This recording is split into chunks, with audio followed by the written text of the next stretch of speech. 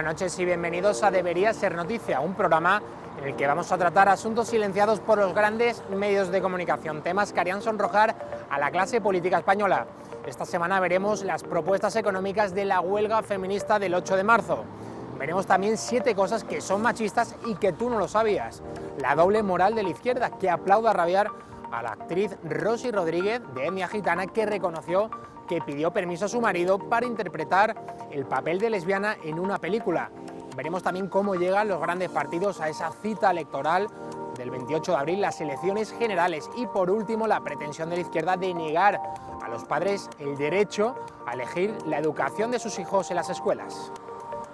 Hola a todos, soy un tío blancuetero y hoy quería hablar de los últimos retazos de patriarcado que quedan en nuestra cultura. Patriarcado. Y es que en el programa de la SER llamado Buenismo Bien, el nombre no tiene desperdicio, asistimos atónitos a unas declaraciones un tanto peculiares por parte de la actriz Rosy Rodríguez, que es de etnia gitana. Y esta chica era una de las protagonistas de la película Carmen y Lola, ¿no? Que era una historia de amor entre dos mujeres lesbianas de etnia gitana. Una película que, por cierto, en su momento fue atacada por el colectivo de gitanas feministas por la diversidad, aunque evidentemente el objetivo de la directora era hacer una película super woke, de estas hiperinclusivas, multiculturales, súper interseccional la cosa. De hecho, la misma directora reconocía la malvada opresión que nosotros, los payos, ejercemos sistemáticamente contra el pueblo gitano. Así lo reconocía en una carta a propósito de su película Carmen y Lola. Como paya, sabía desde un primer momento que mi mirada hacia el universo gitano sería juzgada y no bien vista por los propios gitanos, que han sido pisoteados y vapuleados por la sociedad generalista desde hace siglos.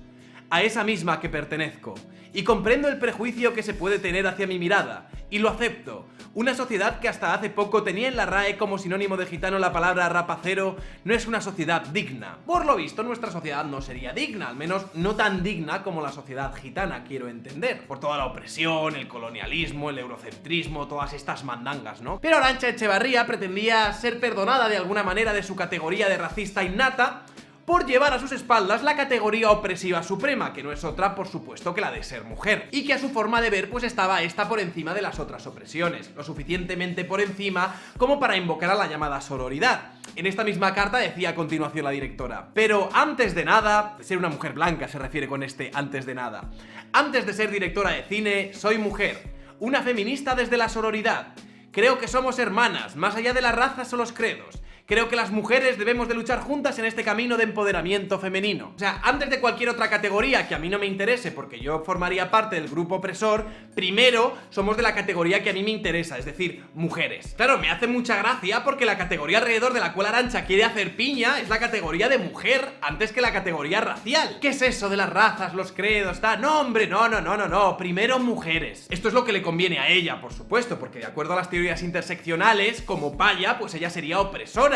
Pero como mujer, ella sería oprimida. Y evidentemente, pues prefiere quedarse con lo de oprimida. ¿Dónde va a parar? Porque esto de ser opresor, aparte de una vulgaridad, no vende nada. Déjate de razas, ¿no? Que a mí eso no me conviene. Y vamos a unirnos en el colectivo que yo sí puedo entrar, el colectivo de mujeres. Menudo rostro ahí, ¿eh? Y es que en su momento, las voces discordantes alrededor de la diversidad y la multiculturalidad y la inclusividad de su película denunciaron el haber sido sistemáticamente invisibilizadas. Desde la Asociación de Gitanas Feministas por la Diversidad, de hecho, afirmaban en su página web: vetadas gitanas feministas por la directora de Carmen y Lola. Arantxa Echevarría chantajea al Festival de Cine Feminista de Pamplona para que se convierta en cómplice en la propagación de estereotipos racistas, machistas y opresores de las mujeres gitanas. Qué putada tiene que ser víctima de tu propia retórica, colega. Claro, uno se pregunta si para las feministas pop de eslóganes vacíos y relatos abstractos, o sea, esas pijas de clase media alta que se dicen feministas, ¿no? Que se dedican al cine y a la prosa, claro, para esta gente, esta multiculturalidad y diversidad y tal, pues deja de ser bandera cuando dejas de ser el sujeto denunciante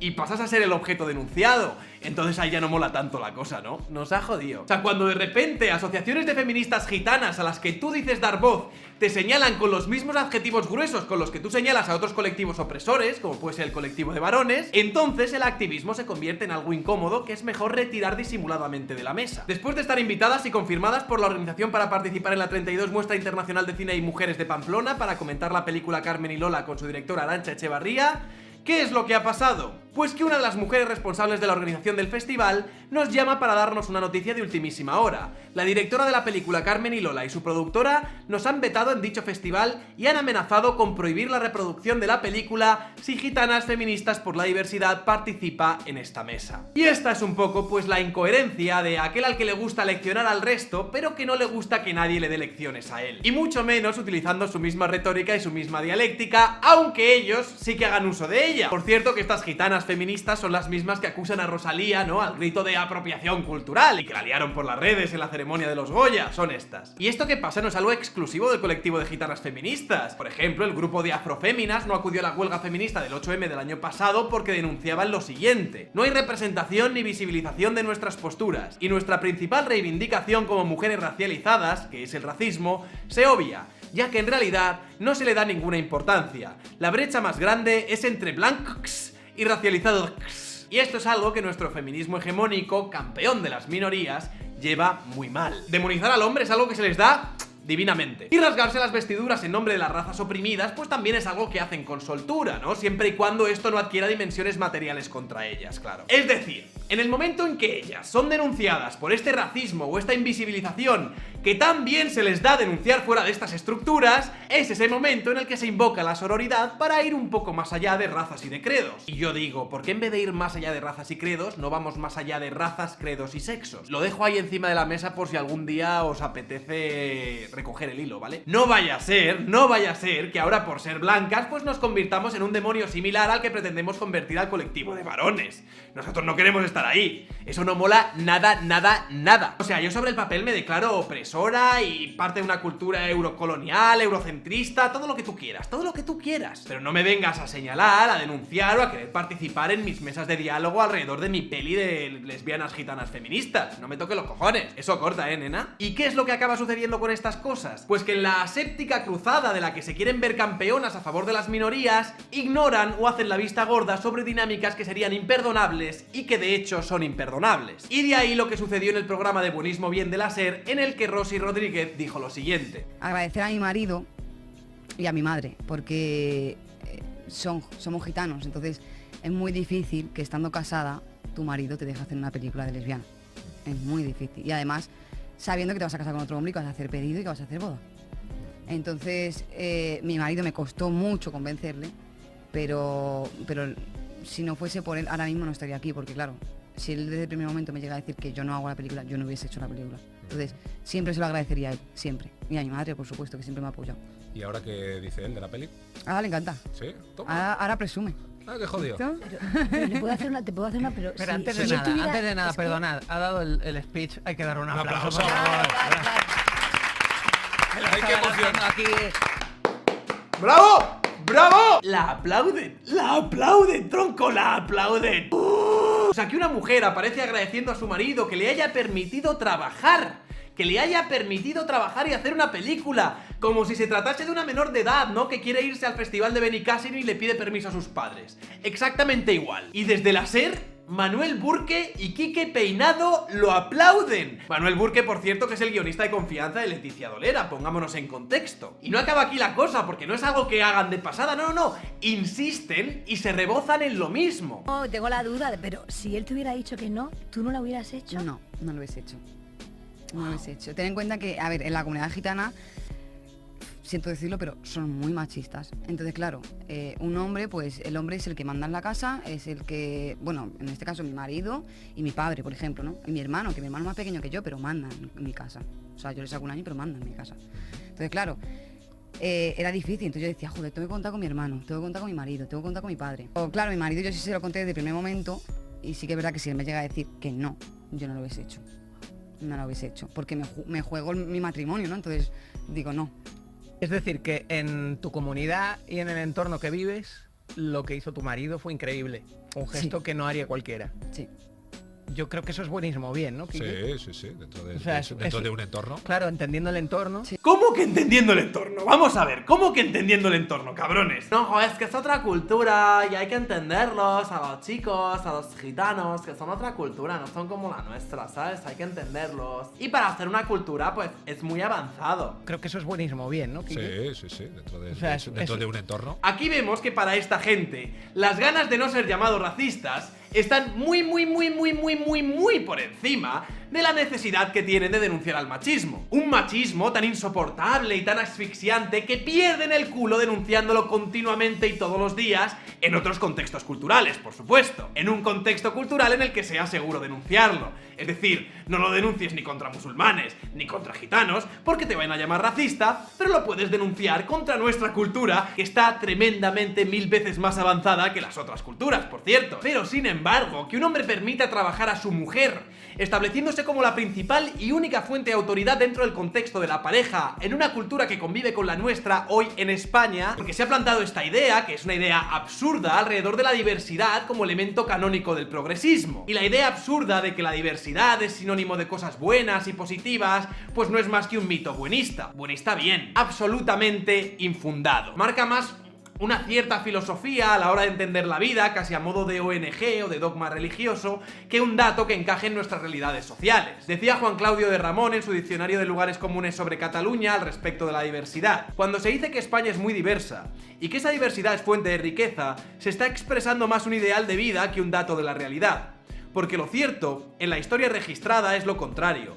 Para los estados, la diversidad cultural, sobre todo si es religiosa o lingüística, no es una ventaja ni una riqueza natural explotable, sino un desafío que pondrá a prueba su unidad y la convivencia pacífica de sus gentes, porque a los seres humanos se nos da mal la diversidad, y allí donde ésta se verifica suele haber discordia, y no pocas veces violencia. Y esto no significa que la diversidad sea algo reprobable o malvado, pero no debemos engañarnos ni dejarnos engañar por aquellos que entienden la diversidad como un pozo sin fondo de virtudes y ninguna inconveniencia. Hablando por ejemplo de la cultura española, yo no quiero que abogue indiscriminadamente por la diversidad o que sea inclusiva de forma priorística sin ningún tipo de criterio. Yo de hecho creo que nuestra cultura no debería de ser necesariamente inclusiva y muchas veces debería intentar ser más integradora. Es decir, que si ayude a gente de otras culturas que quiera convivir con nosotros a integrarse en una cultura que ya estaría funcionando correctamente, como puede ser la nuestra. Que no es perfecta, que no es maravillosa, pero probablemente en muchas ocasiones sea la menos mala de entre muchas otras. Lo que no se puede o lo que no deberíamos hacer es poner al mismo nivel, de forma a priorística y por defecto, cualquier cultura con la local y normativa. Sobre todo cuando muchas veces estas otras culturas se han significado en peores sociedades, más frágiles, autoritarias o en definitiva con peor calidad de vida. Y eso es algo que muchas veces salta a la vista, o sea, es objetivamente incuestionable. No tiene sentido que en nombre de la diversidad y de nuestro espíritu multicultural y acrítico aplaudamos a una señora porque anuncia con devoción que su marido le ha dejado trabajar o hacer lo que a ella le ha dado la gana. Mientras que por otro lado, compartiendo el mismo suelo con aquellos que protagonizan estas últimas dinámicas, estamos denunciando día a día una microviolencia insoportable cuando el camarero se confunde con la fanta de naranja y la cerveza entre el chico y la chica, o cuando el señor o el novio te ayuda a aparcar el coche, o incluso el hecho de que tu novio desconozca la marca de tampones que usas. No tiene sentido que estas últimas cosas las denunciemos con virulencia y continuamente y todos los días dando el coñazo y hablando de las pirámides, ¿no? De violencias que empiezan aquí abajo con los micromachismos, pero acaban aquí arriba, ¿no? Con el asesinato de las mujeres, mientras, por otro lado, hacemos la vista gorda cuando una mujer nos dice abiertamente que su marido le tiene que dar permiso explícito para trabajar y encima lo aplaudamos. Es para subirse por las paredes, amigos. Porque tiene que ser simpático. O sea, realmente yo no me puedo tomar esto en serio. O sea, lo siento mucho. De personas que creen en la brecha salarial, yo no me puedo tomar en serio su propuesta económica. Lo siento. Sí, señores, hoy os traigo las reivindicaciones económicas de la huelga feminista.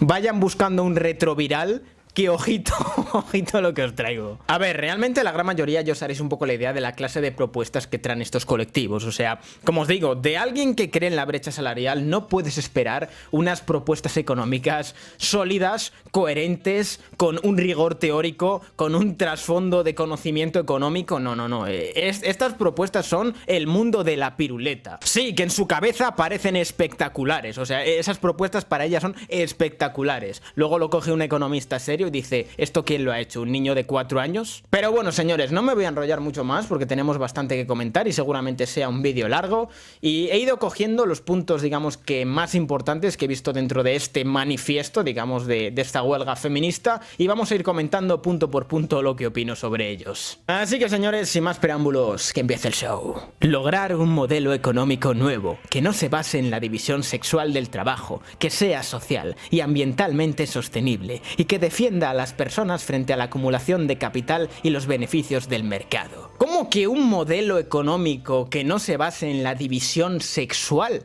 O sea, ¿esta gente en qué mundo vive? ¿En qué clase de sociedad, como la que tenemos actualmente, el modelo económico está basado en la división sexual? ¿Qué pasa? ¿Que hay trabajos exclusivamente para hombres y trabajos exclusivamente para mujeres? Es que viven como en una esquizofrenia social, que se montan una película en su cabeza y reivindican cosas que no existen. ¿Cómo que la división sexual del trabajo? O sea, vivimos en una sociedad completamente libre. Cada uno elige con total libertad lo que quiere estudiar y de lo que quiere trabajar. No podéis culpar al mundo, al heteropatriarcado, al capitalismo de las elecciones personales de la gente. Es que lo de esta gente es de traca, son profundamente acientíficos. ¿Qué hace una persona científica, una persona con rigor científico?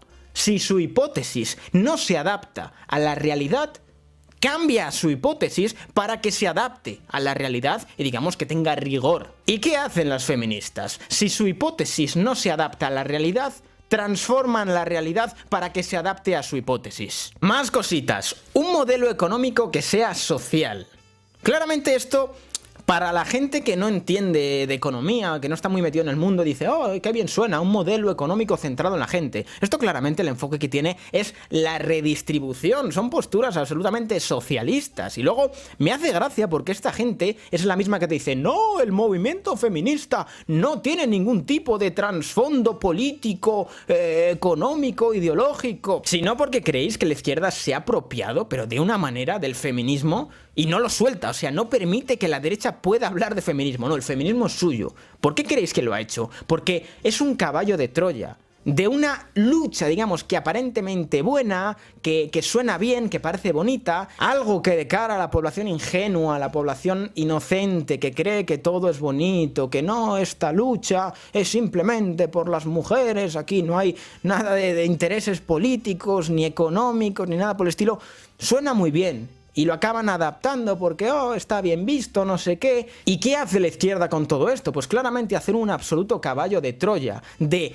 te meto la definición clásica de feminismo que suena tan bonita, y por detrás, cuando ya hayas aceptado todo esto, te meto todas las reivindicaciones socialistas camufladas con feminismo. Y lo vais a ir viendo según os vaya planteando punto por punto las medidas económicas de esta gente. Al final lo que hacen es utilizar, digamos que la fachada buenista del feminismo para meter el marxismo por detrás. Claramente la izquierda se dio cuenta que perdió absolutamente la lucha económica frente al capitalismo, porque el marxismo fue un desastre a nivel económico, un absoluto desastre, y no hay manera de vender eso, digamos que de forma explícita. ¿Qué hacen? Venderlo de forma implícita dentro del feminismo. ¿Qué ocurre? Que hay muchas chicas ingenuas que les cuelan este tipo de cosas con, digamos que la fachada del buenismo, del feminismo, y es un caballo de Troya absolutamente. Poquito a poco les van comiendo la cabeza y les acaban metiendo marxismo puro en la cabeza.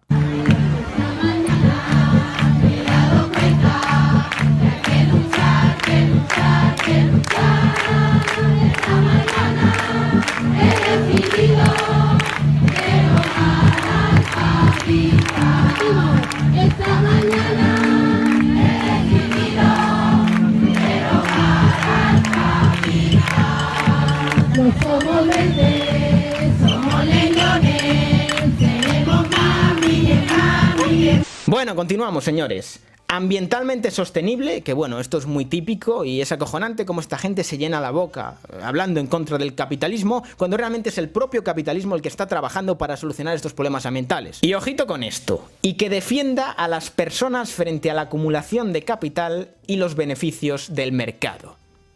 La traducción de todo esto es más dinero público, más subvenciones, más ayudas, más paguitas.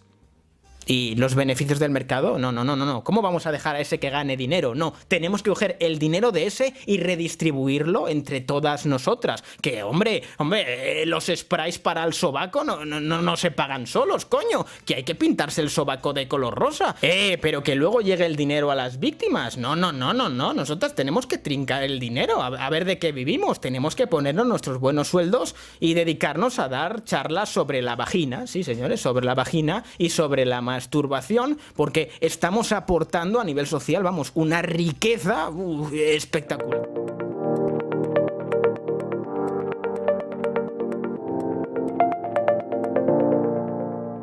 O sea, el retorno económico de la labor feminista es que teníamos hasta que darles las gracias por chupar dinero público, por el beneficio social que nos dan. O sea, es que realmente no nos damos cuenta de lo agradecidos que tenemos que estar con ellas. ¿Sabéis lo peor de todo esto? Que os aseguro que el 90% que va a estas manifestaciones y a estas huelgas no tiene ni puñetera idea de este tipo de cosas.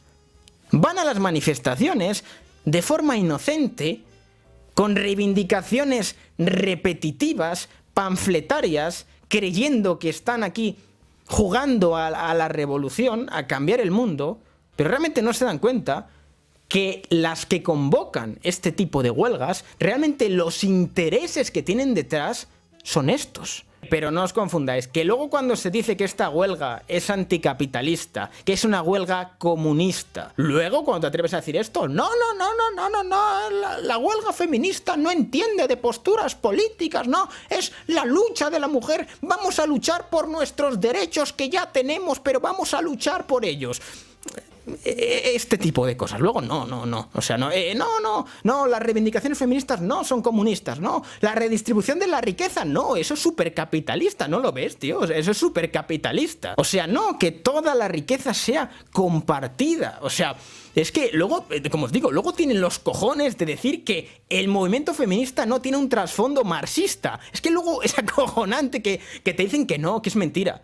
Y es cuando te das cuenta de que realmente utilizan el movimiento feminista como un caballo de Troya. Es una careta para luego meter otro tipo de cosas. Porque como he dicho muchas veces, una cosa es lo que diga el feminismo en la teoría que es, y otra cosa es lo que sea en la práctica. Para construir una economía sostenible, justa y solidaria que gestione los recursos naturales de forma pública y comunitaria, que esté en función de las necesidades humanas y no del beneficio capitalista, para lograr el acceso universal a los bienes naturales imprescindibles, para vivir y priorizar los derechos comunitarios frente a los intereses privados. Esto traducido del podemita al castellano viene siendo... Expropiese. Expropiese. Sí, señores, los recursos naturales para el Estado, hagámoslos públicos y que ni se le ocurra a nadie querer ganar dinero con iniciativa privada con todo esto. No. Todo en manos del Estado. El Estado cada vez más grande. El Estado cada vez más metido dentro de la economía. Además que son medidas utópicas y de vivir en el mundo de la piruleta. El acceso universal a los bienes naturales imprescindibles. Esta gente lo quiere regalar todo. Para esta gente, no sé... deben tener el truco del dinero infinito en el GTA. O sea, ellos, como Eduardo Garzón, tienen una impresora de dinero y con esa impresora de dinero pueden comprar lo que sea. La inflación, no, son los padres, no, eso no existe. O sea, eso es un invento capitalista para meternos miedo y que no usemos la impresora. Si usamos la impresora, tenemos la capacidad de tener acceso a los recursos naturales de forma universal. Señores, sí, de forma universal. Y podemos crear todos los puestos de trabajo públicos que queramos. O sea, simplemente hay que imprimir dinero. Nosotros creamos infinitos puestos de trabajo públicos, acabamos con el paro y les pagamos, pues, imprimiendo billetes, no pasa nada. En efecto, cada vez que vemos en los medios de comunicación cualquier acto de violencia contra una mujer, por parte de un hombre se tilda de violencia machista. Los medios de comunicación nos intoxican, nos bombardean constantemente, también los políticos, hablando de la violencia machista. Cualquier acto de violencia de un hombre contra una mujer ya automáticamente es violencia machista. Sin embargo, esto es una falacia, es una falsedad. Es simplemente parte del sistema de nuestra sociedad en la cual no se piensa y no se entra al fondo de las cosas, no se rasca, solamente se ve la superficie. Como es un hombre contra una mujer, es violencia machista. Esto, por ejemplo, se ve en la Ley de Violencia de Género, una ley en la cual directamente cuando una pareja o expareja de una mujer ejerce cualquier tipo de violencia contra ella, o aun sin ejercerlo, bueno, pues le denuncia o lo que fuere, se entiende que es de género. Bien, esto es una falacia, es falso, es una falacia tremenda como la ideología de género. La violencia contra la mujer no es violencia machista, es violencia contra la mujer en este caso. Porque lo mismo sería que si yo tengo un problema con una persona que es de color, tenga que ser por narices violencia racista, o si tengo un problema con una persona pues de determinada orientación sexual, ya tiene que ser violencia homófoba, aunque el problema no tenga absolutamente nada que ver con su orientación sexual o con su color. Si de verdad rascáramos, por ejemplo, en estos 40 y tantos asesinatos que ha habido, por ejemplo, de hombres a mujeres, que también ha habido de mujeres a hombres, pero bueno, ahora voy a hablar del tema del machismo, ¿no? Si de verdad rascáramos y entráramos a cada caso concreto y fuéramos realmente a saber la causa, probablemente la inmensa mayoría de estos casos no serían de violencia machista. Y me explico. Y esto además lo podemos ver en los casi 3.000 suicidios de hombres que hay al año en España.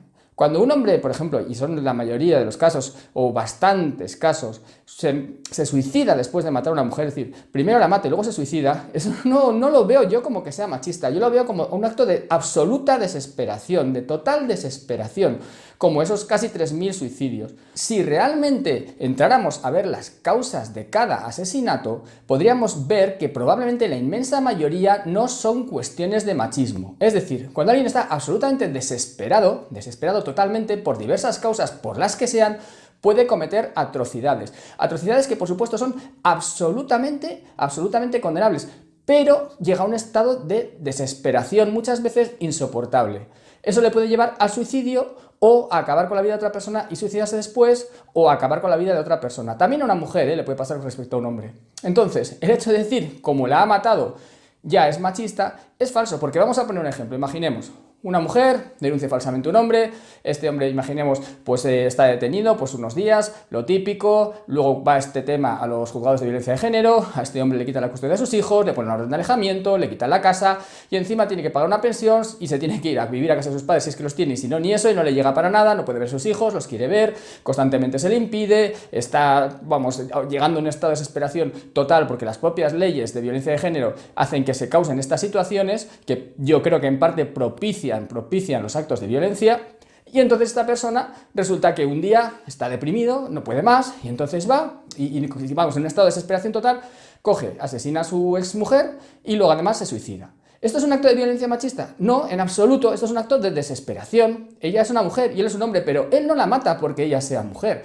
Él la mata porque está desesperado, porque no puede más, porque está harto o por 1000 motivos. Entonces, en cada caso concreto deberíamos ver cuál es la causa real de que se haya producido, por ejemplo, ese asesinato.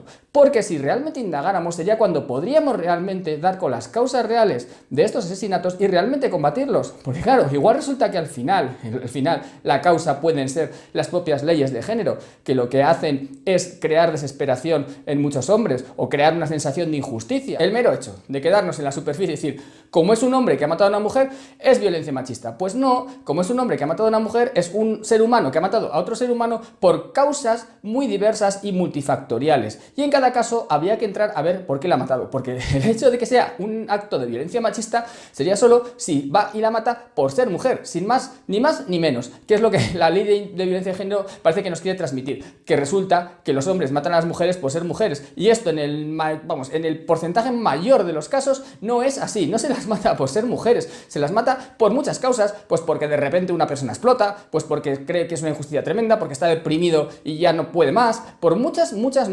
causas. También, por supuesto, puede ser violencia machista, no digo que no, pero claro, el catalogar cualquier asesinato de un hombre o una mujer como machista es falso. ¿Y por qué es falso? ¿Y por qué interesa que todo se catalogue como violencia machista? Pues mira, os lo voy a decir. ¿Por qué? Porque esto es lo que justifica, por ejemplo, las leyes de género, porque claro, entonces ya todo lo que sea de un hombre a una mujer es una violencia de género, con lo cual se pueden ir endureciendo cada vez más las leyes contra los hombres, las leyes de género, y porque todo esto, pues bueno, también por supuesto, pues alimenta todos los tipos de asociaciones feministas, un montón de subvenciones, y es interés económico. económico, por supuesto, interés económico. Pero tenemos que tener muy claro que la violencia que se ejerce por un hombre contra una mujer no tiene que ser machista para nada. Para ser machista debería demostrarse que es machista, si no simplemente es violencia de un hombre contra una mujer por las causas que sean. Y como no rascamos y no queremos ver debajo de la superficie, tampoco se va a solucionar jamás este problema, porque no queremos ver las causas reales de que se produzcan estos asesinatos o este tipo de violencia, que como digo, no es unidireccional, es bidireccional, que también hay mujeres que matan a hombres, y ya hice un vídeo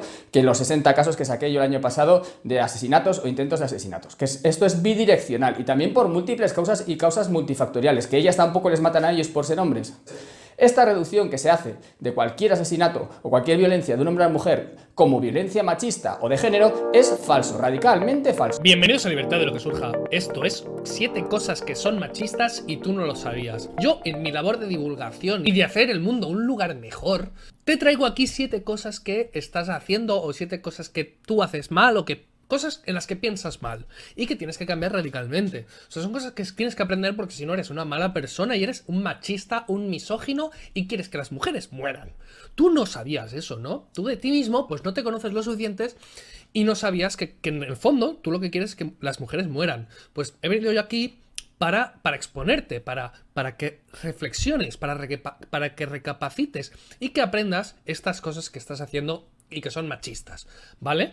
La primera cosa es decir que alguien es muy joven para tener hijos. Bueno, no, alguien no, solo las mujeres. Solo es machista si dices que las mujeres son demasiado jóvenes para tener hijos. Que esto viene de un hilo que ha hecho Microfeministas Ale, y comentan muchas cosas, y creo que las más destacables es esta y la otra que voy a comentar también. Pero esta me ha sorprendido mucho por el hecho de que parece ser que también tener hijos muy, muy joven también es machista, porque ayer estábamos hablando precisamente de que la mujer de Risto Mejide, con 22 años, se había quedado embarazada, y eso era machista porque su pareja tiene 44.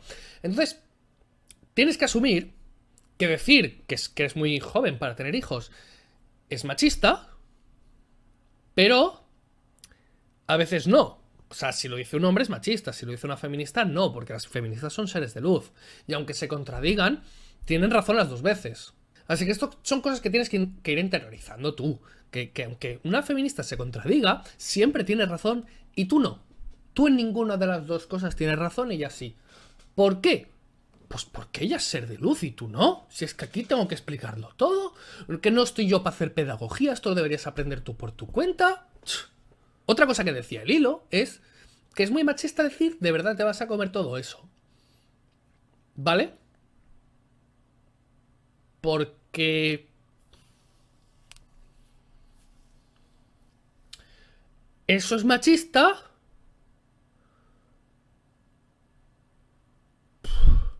Pues no lo sé, no sé muy bien por qué eso es machista. Tercera cosa que es machista, el neurosexismo, ¿vale? ¿Y qué te dicen aquí? ¿Qué es el neurosexismo y por qué puede estar retrasando la igualdad de género, incluso en la ciencia?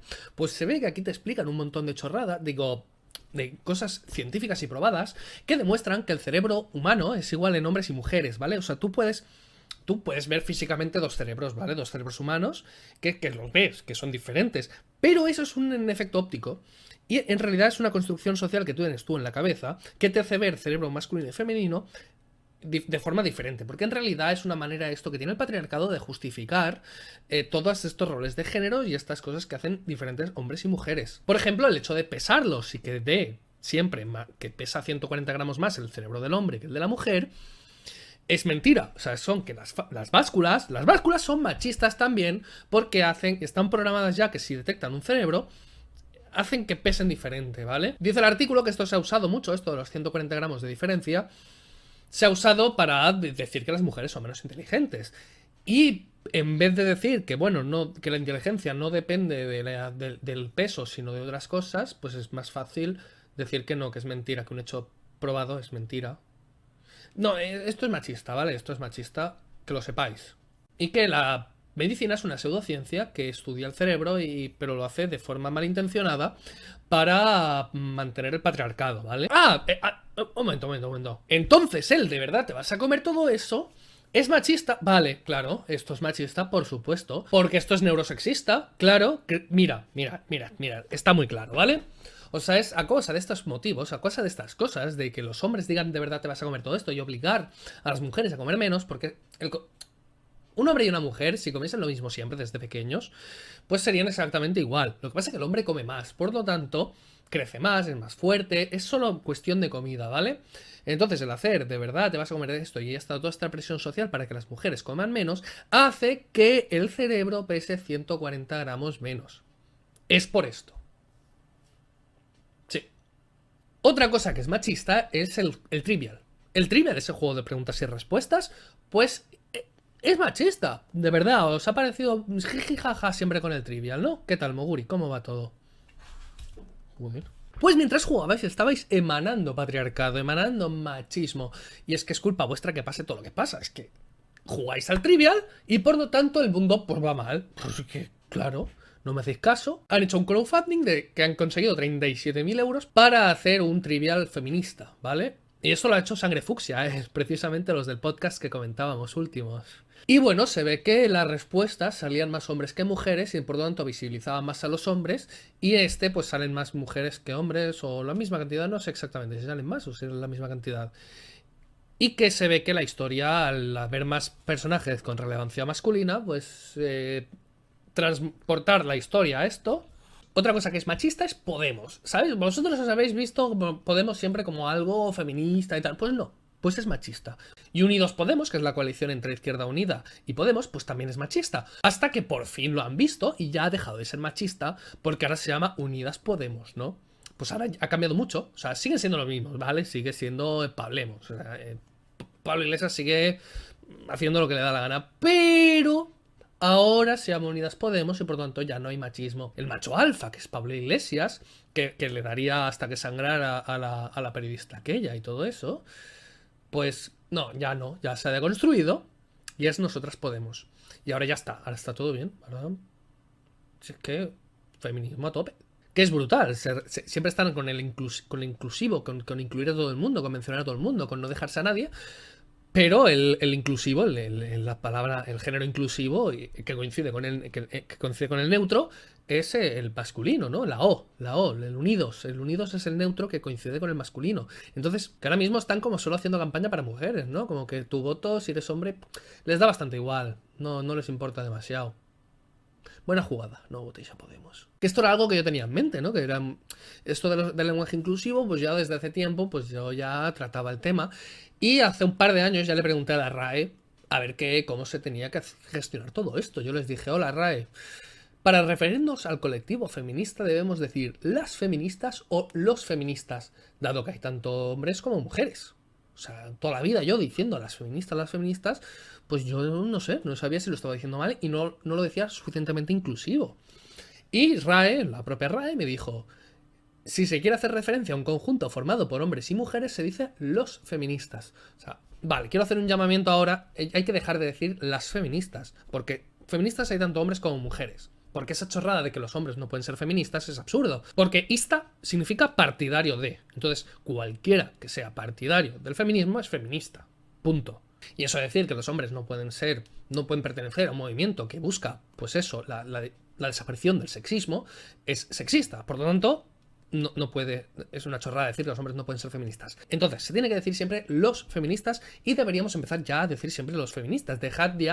Hay que dejar ya de mencionar a las feministas como tal, porque no solamente hay mujeres. Entonces, para ser inclusivos, hay que decir los feministas, para incluir tanto a hombres como mujeres. Y encima se lo van a tomar muy bien las feministas, de verdad. Bueno, los feministas se lo van a tomar muy bien. Yo creo que sí, que este ejercicio inclusivo les va a encantar. Otra cosa que es machista, y tú no lo sabías, es que la indiferencia es machista, ¿vale? Y mi cuerpo no quiere tu opinión. O sea, dar tu opinión, o sea, hablar con una feminista es machista, porque es acoso. Ignorarla también es machista. O sea, a ver, tienes que responder siempre que te piden algo, siempre tienes que obedecer, pero luego hacer algo por ti mismo hacia ellas es machismo, ¿vale? O sea, no hagas nada hasta que te lo ordenen, entonces obedece, porque ignorarlas, ser indiferente hacia sus órdenes, es machista, ¿vale? Tenedlo muy presente esto, ¿vale? Y luego otra cosa que de verdad es que me parece mentira que no supierais ya, es que los bolos aún son sexistas. En los bolos aún hay sexismo, salvo en el bolo rodado. La paridad está lejana. A día de hoy es difícil que se pueda promover una liga femenina, pero ya somos 16 jugadoras y ojalá algún día podamos ser muchas más. O sea, los bolos son machistas porque no hay suficientes mujeres que les apetezca jugar. Y eso lo convierte en machismo, ¿vale? No es que las mujeres no quieran participar porque no les apetece. Porque los bolos tampoco es tan popular, realmente. A ver, está guay, pero no es muy popular. Pero... Sí, si las mujeres no quieren hacer algo, ese algo automáticamente es machista. Independientemente de los motivos que la minería es machista. Porque como las mujeres no quieren ir, pues es machista. Sí. Pues bueno, pues hasta aquí las cosas que son machistas y tú no lo sabías. Espero que gracias a este gran conocimiento súper útil, a partir de ahora entiendas lo que es machista y lo que no, y dejes de ser un machista acosador heteropatriarcal. La campaña Libres para Elegir tiene sobre todo una pretensión de hacer reflexionar a las familias e introducir en el debate público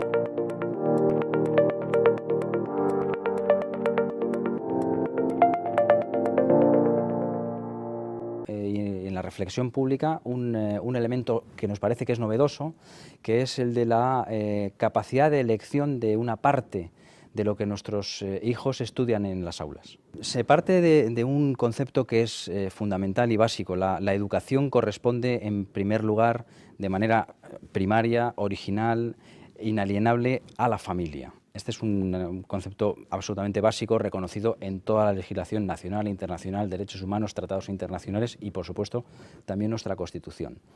Entonces, si ese derecho le corresponde, en primer lugar, ese derecho que es individual de la persona, lo tutela, lo organiza y es responsable de él, la familia en primer término, la familia debería ser capaz de tener una capacidad de decisión sobre la educación que quiere dar a sus hijos en todas las facetas de la vida. Desde su faceta en los primeros años de su vida, no solamente lo que ocurre en casa, sino también lo que ocurre en la escuela, porque la escuela es una faceta más de la educación de nuestros hijos. Y entendemos que hay campos de libertad que se pueden recorrer y que se pueden explorar en el ámbito de la enseñanza en el interior de las aulas. En la actualidad, el currículum educativo, es decir, las asignaturas que estudian nuestros hijos en las aulas, viene determinada por unas asignaturas de ámbito, digamos, nacional. Es decir, es el Estado el que determina, por hacerlo un poco esquemático, ¿no? Es bastante más complejo, pero en resumen es el Estado el que está determinando qué estudian nuestros hijos en las aulas, cuántas horas estudian de cada asignatura, cuáles son los contenidos de cada asignatura.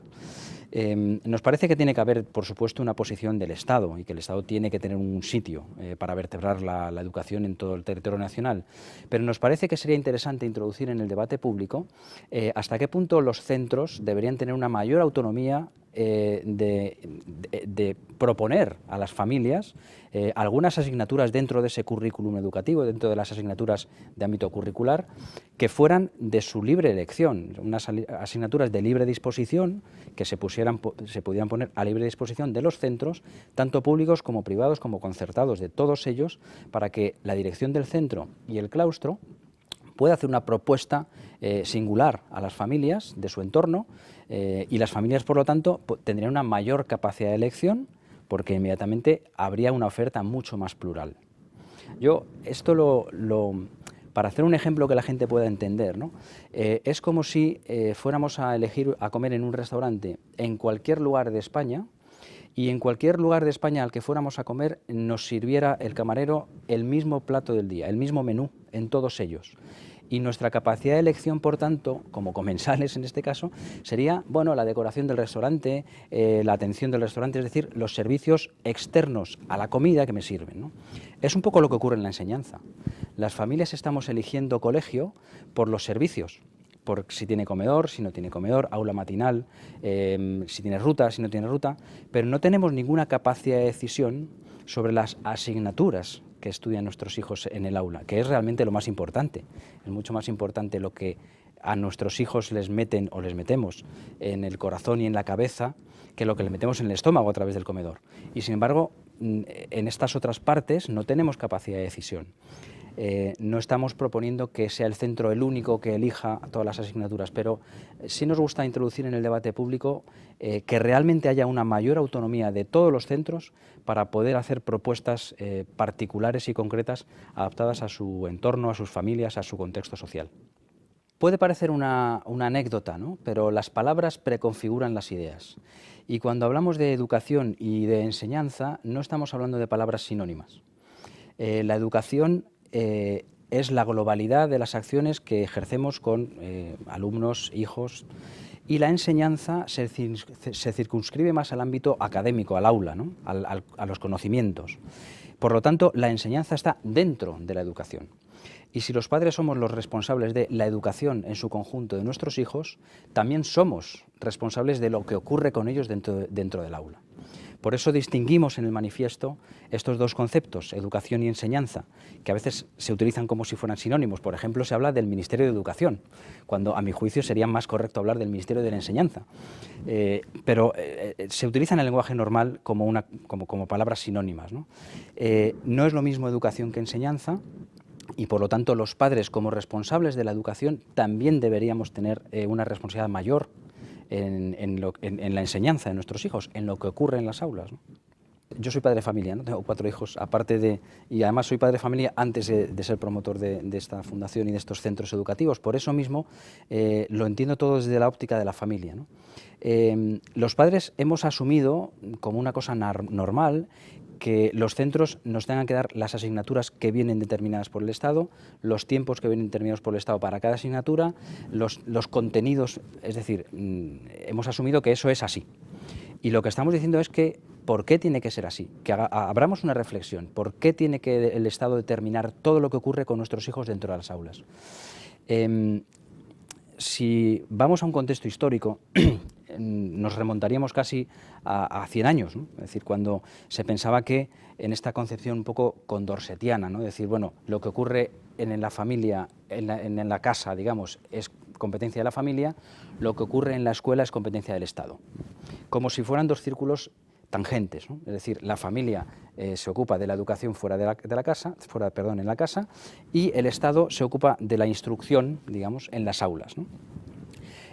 Claro, esta concepción no tiene en cuenta la antropología natural humana. El hombre no tiene compartimentos estancos. El hombre es un continuum permanente y no se puede separar lo que se enseña en el aula y lo que se enseña en casa, porque ambas dos cosas van unidas, ¿no? La persona es unitaria y por lo tanto no existe la enseñanza neutra, igual que no existe la educación neutra.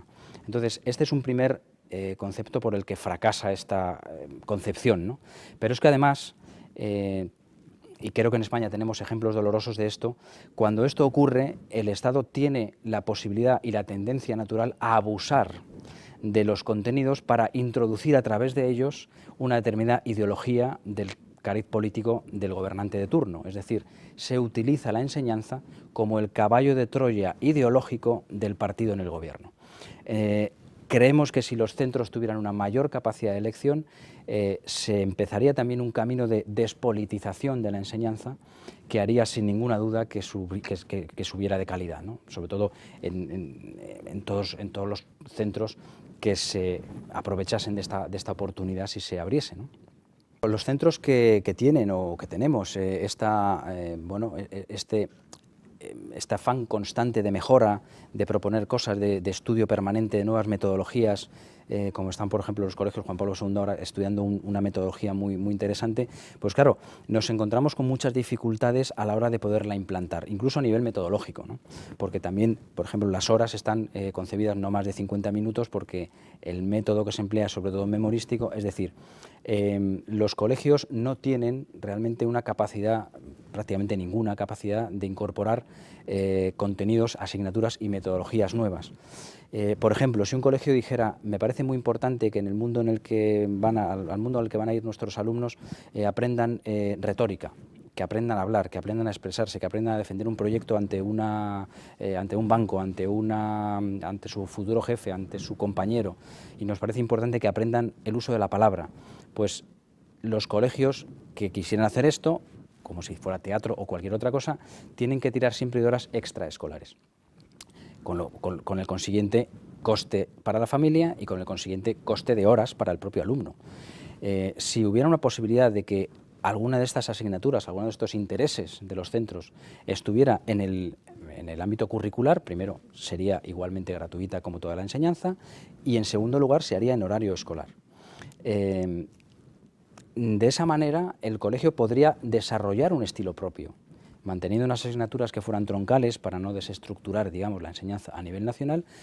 Podría haber matices y colores distintos en los colegios, en todos los colegios. Al aumentar la pluralidad de centros y la pluralidad de ofertas, se amplía proporcionalmente la libertad de elección de las familias, también en lo que ocurre dentro de las aulas, que esta es la clave de la campaña, ¿no? Hacer esta reflexión general. Esta reflexión va dirigida a todas las familias, con independencia de que elijan red de iniciativa social, o sea, concertada, o red de iniciativa estatal, o sea, pública o privada 100%, va dirigida a todas las familias, porque todas las familias queremos lo mejor para nuestros hijos. Y por lo tanto, si todos los centros, sin distinción ninguna, tienen esta posibilidad de tener una mayor autonomía en el establecimiento de su currículum, de sus asignaturas, todas las familias, con independencia de la red que elijan para la educación de sus hijos, van a tener una mayor oportunidad y una mayor pluralidad de oferta y van a poder decidir con unos mayores elementos de libertad. No solamente por el horario, no solamente por los servicios, como decíamos antes, sino también por el contenido curricular, y no solo también extracurricular, sino curricular, que en esos colegios existe. Y por supuesto, todos los directores de los colegios públicos, concertados, privados, con sus claustros, con sus consejos escolares, tendrían mucho que decir y mucho que aportar a los currículum de la enseñanza, porque no son los mismos contextos en todos los sitios. Por lo tanto, acercar la educación a las familias de los barrios en los que están los colegios me parece que sería un debate por lo menos interesante para abrirlo. La campaña tiene como destinatario principal las familias, es decir, son las familias a los que queremos proponer esta reflexión y por lo tanto los destinatarios son las familias, insisto, de cualquier tipo de red escolar a la que elijan para la educación de sus hijos y cualquier tipo de ideario y de ideología que elijan para la educación de sus hijos. Lo que pasa es que si las familias somos capaces de demostrar que efectivamente ese tema nos interesa, nosotros desde luego lo pondremos encima de la mesa de los partidos políticos. Es un escenario especialmente interesante para proponer este debate, en función de que efectivamente las familias nos den su apoyo para decir efectivamente esto nos interesa abrir esta reflexión, recogeremos ese apoyo y lo llevaremos a los partidos políticos, que es lo que pretendemos. Yo creo que realmente la libertad de elección es algo que ya muchos partidos políticos están claramente posicionados a favor, ¿no? Es decir, que es cada vez más claro que el espectro político va en la dirección de libertad de elección para las familias. Pero se quedan en la libertad de elección de tipo de centro, ¿no? Tipo de red, concertado, público, privado. Creemos que está muy bien, es un punto de partida interesante, donde ya los partidos políticos en general ya están y las familias también, pero puesto que ya estamos ahí, nos interesa abrir la reflexión de si es necesario, si es posible, dar un paso más en esta libertad de elección y, por lo tanto, tener posibilidad de que los centros puedan elegir una parte de su currículum para que nosotros, las familias, tengamos una mayor pluralidad de ofertas. Y esta es el quid de la cuestión. Yo creo que los partidos políticos pueden estar interesados en escuchar esta propuesta si somos muchas familias las que se lo proponemos, ¿no? Habría que decir que tenemos un ámbito de libertad bastante limitado, a mi juicio, ¿no? Porque, como he dicho antes, tenemos bastante poco margen de maniobra para elegir. Por eso la campaña se llama Libres para Elegir. En la página web www.libresparalelegir.org se explica sucintamente estas reflexiones y lo que se quiere hacer es decir, bueno, vamos a ver cuántas familias estamos en la disposición de abrir esta reflexión, de estar preparados también, porque exige luego una responsabilidad por parte de las familias, poder comparar también la oferta curricular. Es decir, estamos interesados realmente nosotros en tener algo que decir también en las asignaturas o en algunos de los contenidos de nuestros hijos. Queremos ampliar este espacio de libertad para la elección de colegio para nuestros hijos. Bueno, pues en esta campaña, a través de la recogida de firmas para saber si realmente hay una masa crítica importante que despierte el interés también de los partidos políticos para introducir en el debate público este aspecto, pues en esta plataforma, en esta página web, digamos, estamos chequeando realmente si las familias estamos por la labor de tener una mayor libertad de elección para nuestros hijos o realmente no nos importa, ¿no?